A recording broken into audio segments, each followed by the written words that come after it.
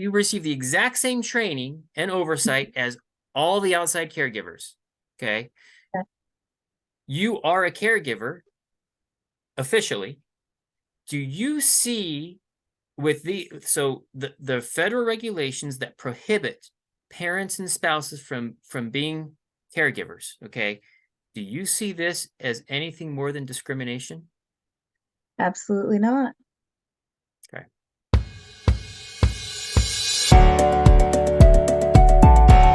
Nathan Hill, host of Success Stories. Joining me today is Ivy from Grangeville, Idaho. We are here to talk about how being able to be paid as a parent caregiver during the pandemic has affected her home and the health of her child.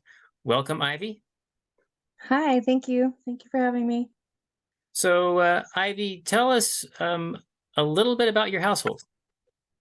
Okay, well, I'm a single mom. I have a son who's 9 and he has Down syndrome. He's almost 9. Um, and so yeah, it's just us.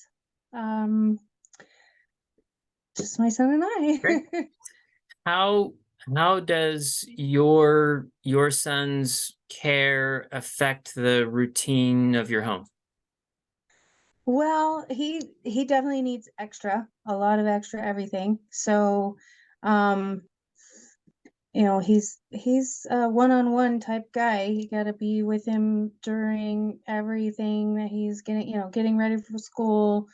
He needs assistance with clothing and toileting and just he's always got to have somebody with him to help him out. Okay. Um, So that means that you are never able to leave him alone. oh no, no, no, he can never be left alone. No, Okay. he's not equipped for that. He can't say, for instance, so you can't just say, go in, um, use the restroom, get dressed, and be at the breakfast table. No, Right. Can't do that. no, not Okay. yet. All right. Not yet. Okay. Hopefully Well, someday, but okay. yeah. So essentially, his activities of daily living, the typical activities of daily living, he cannot perform himself. What the typical 8 or 9 year old will do, he cannot perform himself. No, And you no. have to be there for him to do that, or somebody has to be there for him to do that. Yeah, yeah. He Okay. he needs 24-hour assistance. Yeah, Okay. yeah. What do you get interruptions during the night? Yes, he has sleep apnea, so he wakes up um many times a night. So I have to reposition him. As he's gotten older, though, he's a lot heavier. So that entails a lot more than just, being able to, reposition him. But yeah, he needs I'm up a lot in the night. Um so yeah, not a full sleep. We don't we don't Okay. sleep fully around here. He Okay. does require extra sleep too as well. So if we go to bed at 7:30 and get up at 6:30, he might not be ready. Like 8 o'clock is better, like Okay. he needs full good sleep. Yeah. And with all those kind of interruptions, that interrupts the continuity of our sleep. So, Right. Yeah, right. exactly. Absolutely. Okay. Yeah. What has been your experience with outside caregivers to come into the home and provide the care? Well, I've not had any strangers come. Okay. So I can't really speak to that. I do have a friend who uh was doing it for a while, and that was okay. I do have anxiety about having strangers come in Hmm. at this point. Um, it just probably wouldn't work very well. The turnover is really what I'm worried about, that we'll get somebody in and then they'll just quit. And Hmm. then, we'll have to start over and I'll have to train them and we'll have to Hmm. figure out the whole thing, and then they might not last either. And there is a crisis when it comes to caregivers as well, and Hmm. I know this because I am a caregiver. So Um, the idea and the thought that we're going to get somebody that's here, you know, Mhm. all the time is probably pretty nil. I wouldn't see, I don't see that happening. So Okay. Okay.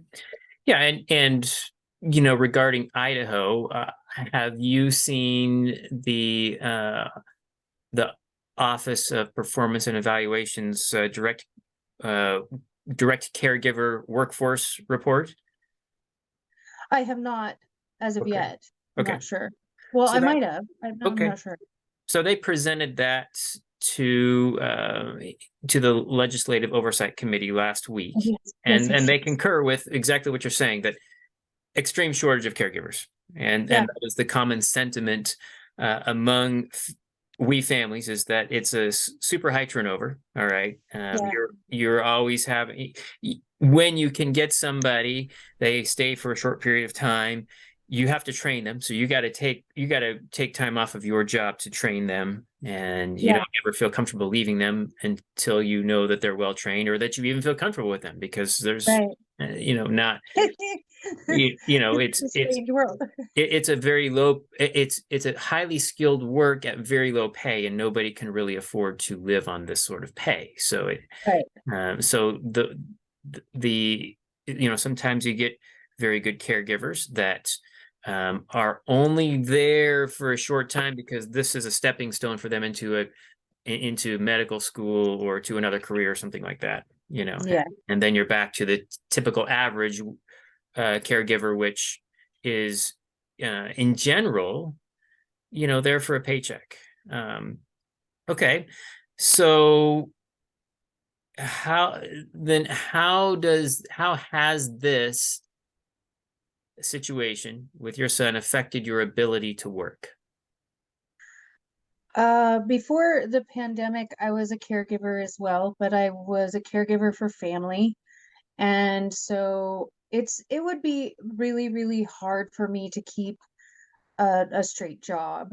Um, Not only because just his immune system is compromised, so he's sick quite frequently. So um, the idea of me being able to go out and get a job and not be able to take off any time that I need to, and he's got a specialist appointment in Spokane, and so then we've got all this going on, and I have to change up my, not only would I have to change up just the basic of am I going to be there 5 6 days a week because he's Hmm. sick. Hmm. So the idea of, I would have lost jobs many times, but I was given a chance to be a caregiver, and so that worked out pretty well. But once that was over, you know this has been a perfect solution Hmm. because I don't have to change all of my, my stuff at work. I don't have to worry Hmm. about losing my job. I don't have to, I'm here, I'm centered. I get to take classes. It teaches me more about my son's conditions. Hmm. I'm front and center in his life at this point, and which is really good because I know my son the best. Right. So the idea of having somebody come in and I'm telling them, 9 years worth of information, trying to get them up on step so I can go to work, you Right. know, yeah, it makes no sense to me. I would, and I'm blessed as well that like I get to work so many days a week with my son, and then I also have a couple days a week that I work another job, which helps me financially. Like I'm Sure. not losing money to make money Right. um in this venture. So, and I think it's actually cheaper for them to do this, I would assume, just yeah. And we show up and suit up every day for our kids, do we not? Like Right. Right. yeah. So when you so the employment that you have had in the past as a caregiver for other family members, and the other employment you have now, how do you handle the care of your son with that in those other employment arenas? Well, usually I do that when he's in school. So I'll do Okay. things while he's in school, and then when he's home, I'm fully focused. I've got all my other stuff done. I'm able to, yeah, I'm able to take care of all of it and then still be here, Okay. for all of his needs. Um, which I mean, I guess, I would describe that as like having a toddler 24/7 Right. for, yeah. Right. So, yeah. Absolutely. Right. Yeah. So, since being your son's primary caregiver, his primary paid caregiver, have you seen improvements in his overall health? Oh, absolutely. Yeah. Yeah, Okay. yeah. He's not, well, there's something to be said about having somebody who's invested in you and isn't in and out, in and out. Here I am, I'm Mhm. here, and I'm learning just as much about this as he, as I can, so that I can better help him to become a functioning adult. That's the goal set. And I can't imagine having to stop now and go get a job and then be tired, come home, and try to juggle all of that again, because it was really hard. And so this has made such an impact on him and his growth, because he's not bouncing around. Right. He has his school, he comes home, everything is, set up, and we're doing our homework. And so, but if I was to have to work outside of the home, it would just be a lot more difficult than it is. This has definitely made our lives a lot better, and his life a lot better, Sure. for And sure. and if he's healthier overall, um, that means less medical expense to medicate. Exactly. Okay. Yeah. All right. Yeah. So you would be able to you can see that Medicaid is realizing a savings because Right. he's well more and sick less. Yeah. Well, and he's well taken care of. We can see what's going on. We can watch Right. our kids, and Right. we know our kids. Okay. That's, yeah. Okay. And what other benefits have you been able to see, for him or for your home, for you with this program? Well, this is my bread and butter job, I would have to say. So that's nice. It has benefited us in such a way that, like, well, before we were in an RV, my I was able to get into housing. I've been able to go to college, take classes, just to further my ability to take care of him and to teach him, so that's been great. Now, wait a second. Wait. I got to interrupt you right here. Yeah, Okay, you just said something that I think is important. Okay, so you said that because of this, you've been able to move into a house. You were in an RV before. yeah, Okay, so yeah, you were in an RV before because taking care of your son, correct me if I'm wrong, or concur with okay, me if I'm correct. So okay, because taking care of your son, all right, you basically you're taking care of a toddler, right, okay, a 9-year-old toddler, okay, and and because you're doing that, you can't work the typical job, okay? no, You Because when your child's sick, you got to be there. You can't leave that to a paid caregiver, okay? no, You got to take them to their appointments. You got to take them to therapy. You got to all the stuff, okay? So so so because of that care, you could not afford a house to live in a no. house. No, we have not lived in a house since 2016 until February this year, just last month. This Wow. last month is how I was able to, with my job and being caregiver at home, I was able to put together enough money to get into a home. And without this is all going to change everything. And which is, I'm whatever they decide, I'll go with. But at the end of the day, this would upend a lot of things for us. I'm Right. still going to work. I'm still going to have to do all those things, but it's not going to be as smooth of a ride as it is now. Um, we're not, I just won't have a lot of extra time to like be with him, you know. Now, you so we're is Medicaid or is health and welfare also saving money because them compensating you instead of an outside caregiver, you're receiving less food stamps? Oh yeah. Yeah. So, Yeah, I was able to get off of food stamps for almost 8 months. And I did have to get back on them for a little bit, and we'll see what happens. But that's my goal, is to get back off of them. so Um, well, and that off and back on is likely because because the American Rescue Plan Act, okay, which paid hazard pay to all the caregivers, okay, right. when that expired, the hazard pay went away, okay. So instead of paying a caregiver $11 or $12 an hour, they were getting about $16 an hour, okay, Yeah. which is even still low for a caregiver. Okay, Right. so Yeah. 11, $12 an hour is ridiculous. Okay, which is what so it's just ridiculous. Okay, Yeah.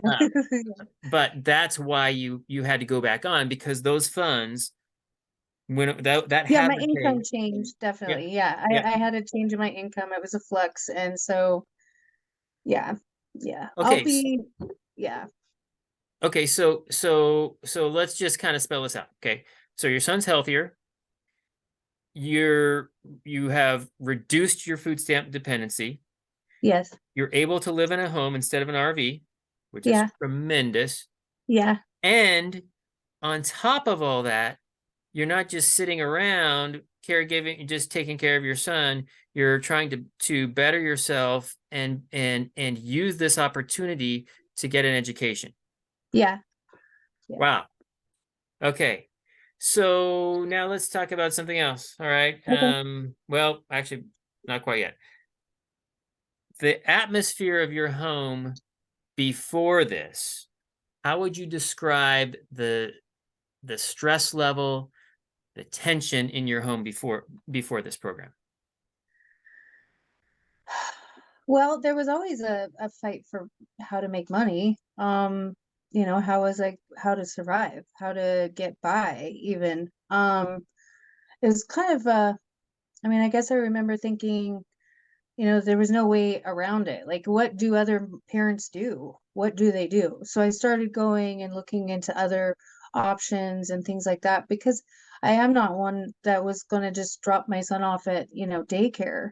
You Bad can't. idea. I mean, yeah. I mean, he's nonverbal. He's got a few words, but people need to know what those are before I go anywhere, Right. and um oh, and I mean, just one of the greatest things about this too was that we actually finally got potty trained through this, Hmm. because I was there, I was present, we were able to work on it through school and at home, and it wasn't a stressed out situation. We weren't being pulled all different directions, and he finally potty trained at 8.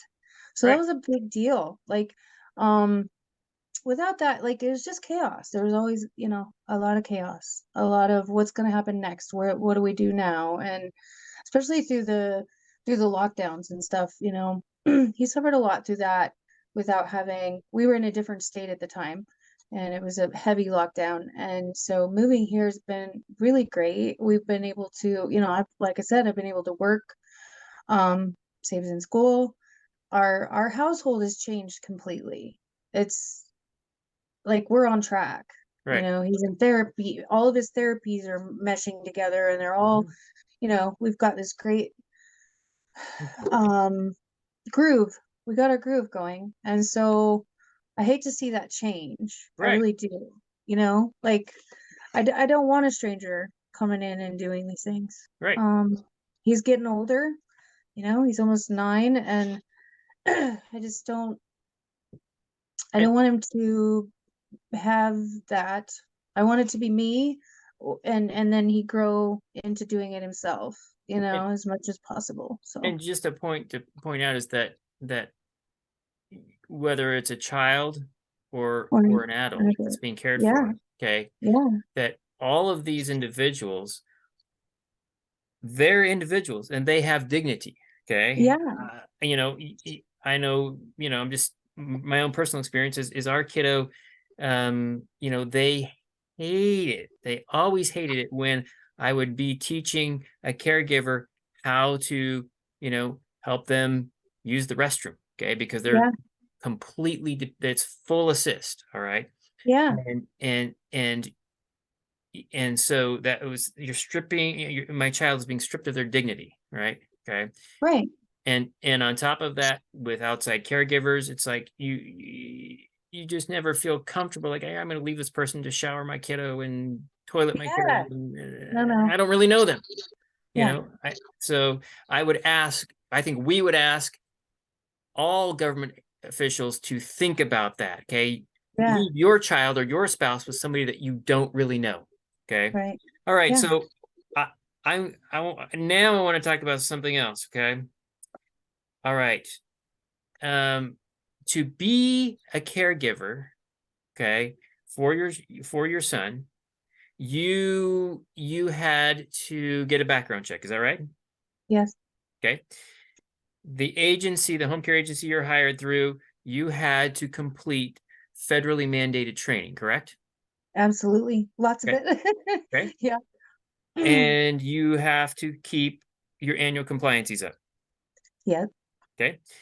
You have to clock your shifts in it's a little electronic visit verification app that's on your phone. Okay. Yes. And you document, okay, these are all the tasks that I did, in Yeah. this shift. It tracks your location via GPS and everything. Okay. Right. And you have to document also on the paper record, correct? Yes. So that is everything that an outside caregiver has to do. Okay. In other words, Yeah. it's that you've completed the same federally mandated training, Right. the same background check, you've passed that, the same annual compliances, you're documenting your shifts the same way on the electronic app. Okay. Yep. It's tracking your location just like it does any other caregiver. And you're keeping all the paper records. You're supervised by the supervising RN, just like all the other caregivers. Okay. Yep. No difference. Okay. Uh, Yep. She so, makes surprise visits to my house. right. Okay. Sneaks up on us. Yeah. Yeah. Okay. Yeah. Making sure So, we're doing okay. ourselves So good. you are just as qualified as any other. You're just as qualified. You receive the exact same training and oversight as all the outside caregivers. Okay. Yeah. You are a caregiver officially. Do you see the federal regulations that prohibit parents and spouses from being caregivers? Okay. Do you see this as anything more than discrimination? Absolutely not. Okay. So our parents and spouses that are doing this trained by the same home care agencies, same federal training, everything, but federal regulation says no, you cannot because you're a parent or you're a spouse. You can't do it. Right. And Okay. we know them better. And we know We them know better. them the best. And they're And healthier. we love them. There's better continuity of care. There's less Yeah. dependence on the welfare system. Okay. Yeah. Nothing more than discrimination. Okay. Right. All right. If you lose this, what effects is it going to have on your home? It's gonna affect everything. Like yeah. Oh man.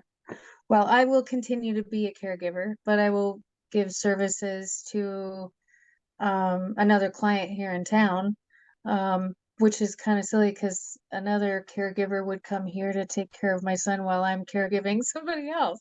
So Yes, I'm but going to keep the same job. Well, I plan on it for now. But I am, like I said, continuously, I'm going to continue with school and things like that. But it makes no sense to stop this. yes, but He's going to be in my care until he's 18 anyway, yeah, but or, even further. I got to interrupt you here, okay? Because if you lose this, you won't just keep the same job. You'll try to, but Well, yeah, you're gonna have to be pulled away for when my son is sick, pulled away yeah, from when the caregiver's sick, pulled away from yeah, when the caregiver moves on, which right, is this is all pretty constant stuff, right? right. All right, What do we do when our caregiver quits? And there's right. not like three to replace them No, there's or not. whatever. You There's know what I mean? nobody to This is replace such them. a, yeah, nobody. There's So, nobody right so now. then that means Medicaid is going to see more. Well, I will have to find more childcare. I will have to find childcare and I will have to, um, But, everything would change. There but would be wait a a lot of second. changes, but yeah, Okay, so Medicaid's gonna be forced to increase your food stamps. yeah, Medicaid's gonna be forced to pay more medical bills because he won't be as healthy. right. Medicaid is going to be so okay, so you're going to increase dependency on the welfare system, okay? Um, and okay, so this doesn't make sense. No, It doesn't make sense at all. it would So just if upend our life. It would just upend. totally up in your life, Yeah, right? Okay, yeah. okay. So all right, so if you could say one thing to Idaho Health and Welfare, to Federal Centers for Medicaid and Medicare Services, and Health and Human Services, and the White House about this program, what would you say? I would say, please change this law so that we can take care of our loved ones. Right. It's the only thing that makes sense, Right. you know? Okay. It's the only thing that makes sense. Okay. So, Mr. President, Secretary Becerra, Governor Little, Centers for Medicaid and Medicare Services, Health and Welfare, Dave Jeppesen, Director, Juliet Sharon, Administrator of the Medicaid Department of Health and Welfare. As you do watch these, because I send these around, I point everybody to these. This is nothing more than discrimination at the highest level of our healthcare system, and it is costing our society precious Medicaid and welfare dollars that we could be saving. Please change this. Please go like this, just like you did with the pandemic, and you said, bah, we are going to allow parents and spouses to be paid as caregivers. We check all the boxes. We're trained with the same training. We follow the same, we're supervised by the same nurses. We clock our shifts the same way. There's no difference between us and other caregivers except that we are saving the system money because we are able to provide continuity of care in an extreme healthcare crisis. Please change this. Please change this.